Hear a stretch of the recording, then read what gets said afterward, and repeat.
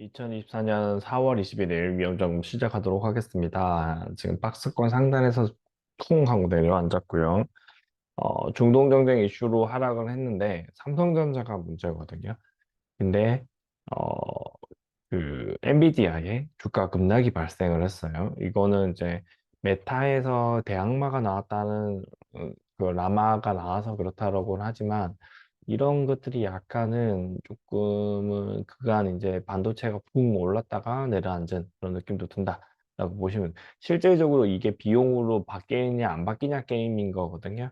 그러니까 우리가 쓰고 있는 카카오톡이 현실화된 것처럼 이 챗 GPT 시장이 현실화가 될 수 있는 거에 대한 질문을 해야 됩니다. 우리 생활에 급속도로 바뀌는 무언가가 발생을 해야 되는 거고, 그렇지 않으면 주가는 지지부진할 수 있다. 이렇게 봐주시면 될 것 같습니다. 아직도 이란 이스라엘 전쟁은 이번 달까지는 살펴봐야 됩니다. 그래서 이거 올려져 있는 상태고, 이란이 그나마 이스라엘에 대해서 반응을 하지 않겠다. 조금밖에 안 왔거든요, 충격이. 그래서 그거가 일어날 것 같고, 그 다음에 신용위험과 한계기업, 금융권 위험은 같이 묶고 있는 거고, 리세션에다가 한계기업을 붙여가지고 같이 보겠습니다. 이게 2번이에요, 이게. 한꺼번에 일어납니다, 이거는. 그 다음에 금리 인상 일본은 시작을 하고 있는 거지, 미국 시장도 시작을 했을 때는 괜찮았어요. 근데 얘가 급속도로 올리면 이제 문제가 생깁니다. 그러려면 물가가 많이 올라야 됩니다. 물가가 오르는 가장 큰 근본 원인은 이게 숨길 수 없는 물가가 되면 그렇게 일어납니다. 그게 뭐냐면요. 우리나라가 또 겪었고 중국도 겪을 예정인데 디지털입니다. 디지털은 물가를 숨길 수가 없어요. 가격이 그대로 공시가 됩니다. 그래서 우리나라도 지금 대파 사태가 일어난 겁니다. 그 다음에 중국 부동산하고 미국 부동산 문제도 같이 연결됩니다. 그래서 이 정도로 살펴보시면 될 것 같아요. 이스라엘이 이란에 10년 미사일 타격을 했었고요. 본토 공습은 6일 만에 보복이고, 공교가 아니고 아예 장난감. 그래서 그냥, 그냥 뭐 바로 반응하겠어, 반응 안 하겠어. 그렇게 하고 있니다 제가 알기로는 드론 공격이 한 3개에서 한 5개 정도였고, 그걸 커버 쳤다. 이렇게 보는 거고요. 근데 이전에는 이제 학적, 금리라는 물 건너간다. 근데 오일 가격은 어떻게 될까요? 이거 한다고? 최소 이거는 한 달 동안 이제 관망을 하지 않을까요? 그거를 이제 기억하시면 될 것 같습니다. 자, 그 다음에 신용위험으로 바로 넘어가면요. 원달러율을 고점 찍고 내려왔고요. 그 다음에 CDS는 전체적으로 올랐고, 한국은행 통계를 조금 세밀하게 볼 필요가 있어갖고, 예금은행과 비은행 금융기관입니다. 이게 제2금융권이에요. 제2금융권에서 어떻게 되고 있는지 일반 대출인데 성격이 다른 그렇게 나눠지는 거고, 위에 거 보시면은 얘는 금리가 조금 떨어진 게 눈에 보이죠. 근데 여기서도 조금 떨어졌지만 한 12월에 대비했을 때 비슷해졌죠, 그랬죠. 그러니까 그렇게 급락은 아니라는 거. 그 다음에 가계자금 대출이 그대로 있는 상황. 이렇게 보시면 됩니다. 이러한 것들이 일본에서 비은행 금융기관에서의 대출이 그대로 유지가 되고 있기 때문에 전반적인 금리가 높은 상태다. 이렇게 보시면 될 것 같고, 결국에는 취약한 쪽에서 문제가 발생하는 거거든요. 이 취약의 정도를 최소한 방어가 돼야 돼요. 그래서 채무 상환 부담을 가지고 있는 지역이 취약이라고 보시면 되고 얘를 막아야 됩니다. 고금리 영수증이 올 거고요. 가계 대출 문턱이 낮아진다 하지만 신용대출은 강화한다고 했으니까 담보 없이면 대출 안 해준다 이 말이거든요. 결국에는 시장은 여기서 힘듦이 발생할 수 있다라고 보시면 될 것 같습니다.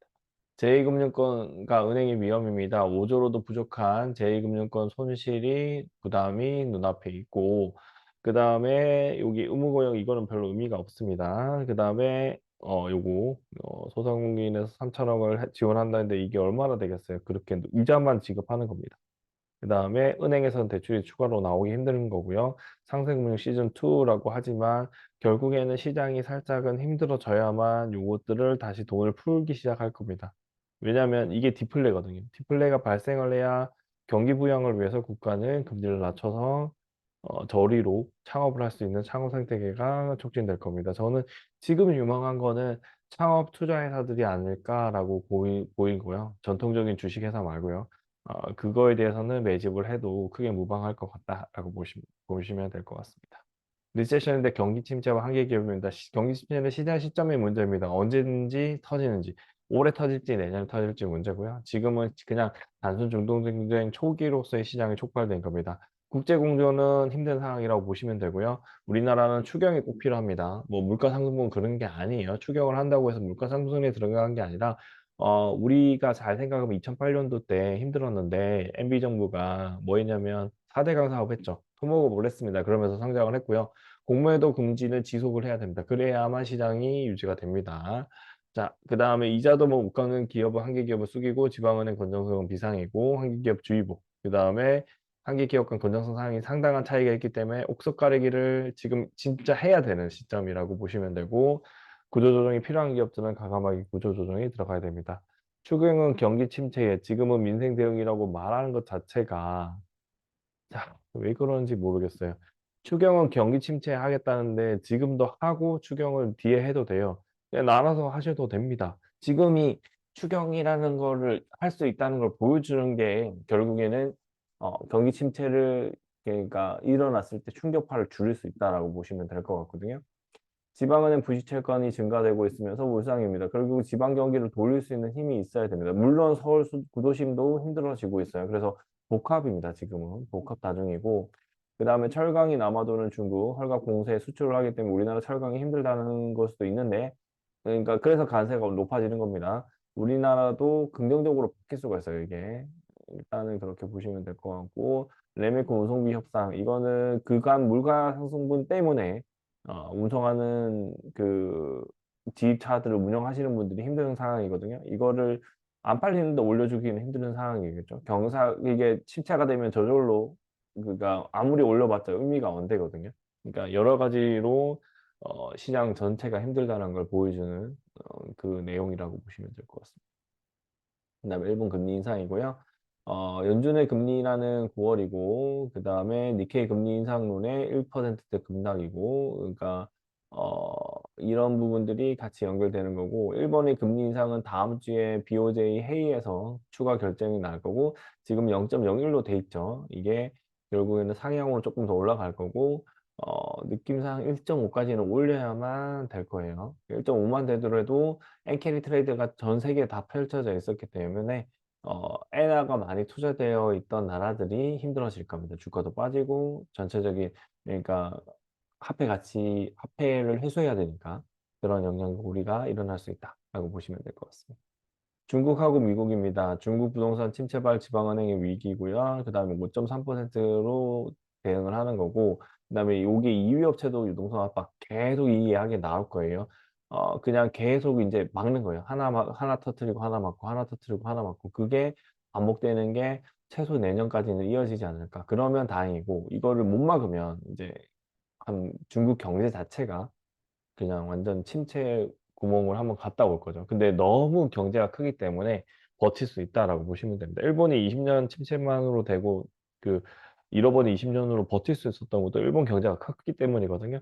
그 후속 절차로 넘어갈 거라고 보시면 될 것 같고 미국 같은 경우에는 지금 이제 투자가 들어간다는 이야기가 국내 거 나올 거고 그다음에 금리에 이제 집사기 어려운 미국도 이제 나오고 있죠. 이건 특히나 이제 특정 지역 같은 경우에 실리콘밸리 지역은 더 힘들어진 상태일 겁니다.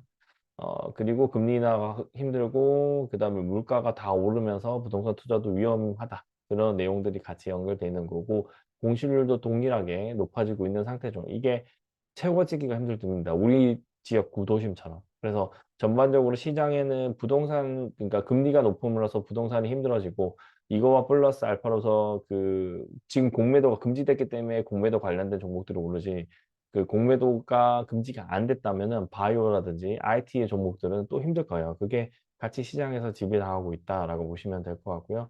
전반적으로 시장은 이미 충격파 한 번 맞아서 제가 예측했던 하단을 돌파하고 내려갔어요. 360이 지지선을 깨버리고 343까지 찍고 왔거든요.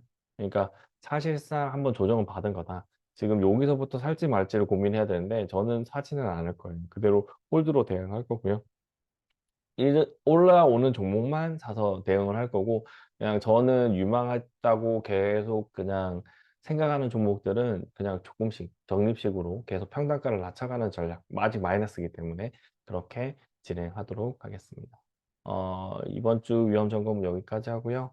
다음 주도 올해는 재미없는 시장이에요. 재미없는 시장으로 보시면 되고요. 미국에 투자하신 분들만 그나마 좀 재미있는 시장이고 그렇지 않을 경우에는 힘든 시장이라고 보시면 되고 재미도 이제 끝나가지 않나 그렇게 보고 있기 때문에 조심스럽게 시장을 조절하시면 좋을 것 같습니다. 이번 주 위험 점검 여기까지 하고요. 다음 주에 뵙겠습니다.